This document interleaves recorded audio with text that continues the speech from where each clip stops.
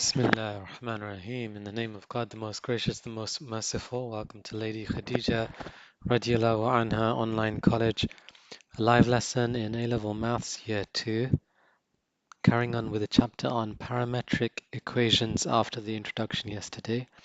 Today we're going to look at a slightly harder one because this time one of the equations will have something that's not so straightforward, and this is the first one, which is the equation for x is equal to the natural log of t plus 3.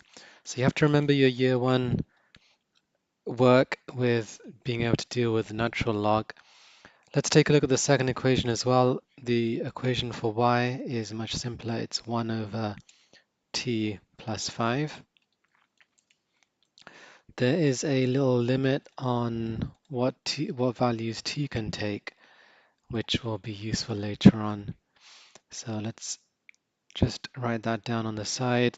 The limit for t is that t has to be greater than minus 2.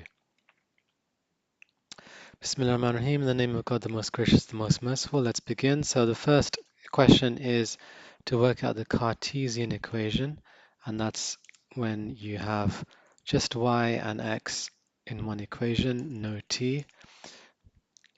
The method the method stays the same. Pick one of the two equations, rearrange it for t.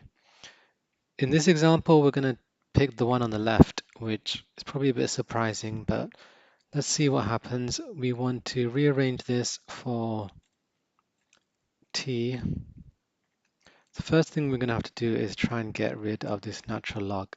And the way we do that is we can either remember what natural log means, or we can just raise both sides to the power as a base of e, and everything else becomes a power. So both sides get raised on a base e, so that becomes e to the x on the left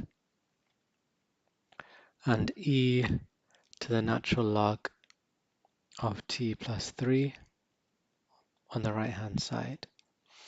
And the reason we do that is because the base e and the natural log are inverses, so they will cancel out and you will be left with just t plus 3.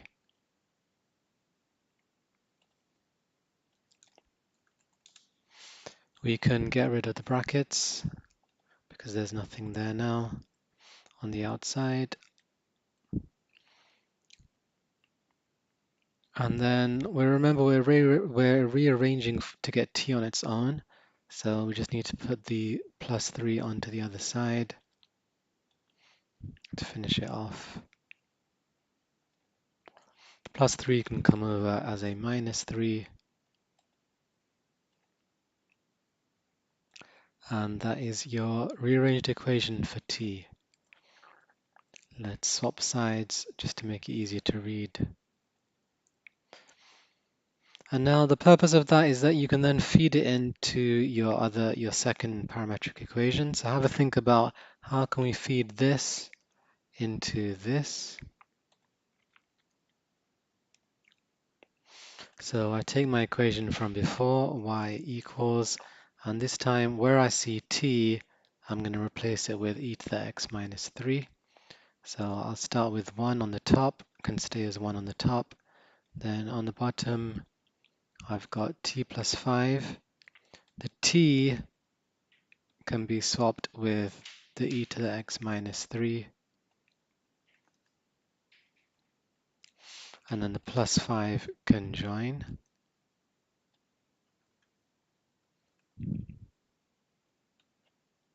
And then the minus 3 plus 5, that can become plus 2.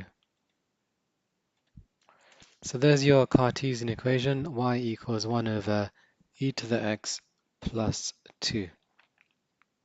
We did say that there was a limit on t, so naturally that leads to a limit on the y and the x. So let's put that in. We've got the original equation was x is equal to natural log of t plus 3. If we put in minus 2, let's see what happens.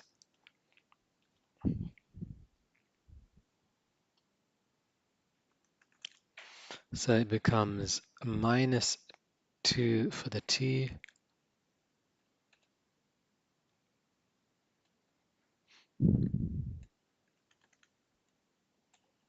So minus 2 for the t can be swapped for the t here. So I've got natural log of minus 2 plus 3. Minus 2 plus 3 is just 1. So that can be simplified to just 1. And the natural log of 1 is 0. You can type that into your calculator if you're unsure, but that just works out to be 0. So that's telling us that just like t, there was a limit on t that t had to be bigger than minus 2. Well, now there's a limit on x. X has to be bigger than 0. Why bigger than 0 when I'm seeing here equals 0? Because I put in minus 2 and I got x is 0. So if I put in bigger than minus 2, then I'm going to get bigger than 0. So that can be replaced with the inequality x has to be bigger than 0. Join me for more tomorrow in the next lesson. Assalamu alaikum wa rahmatullahi wa barakatuh.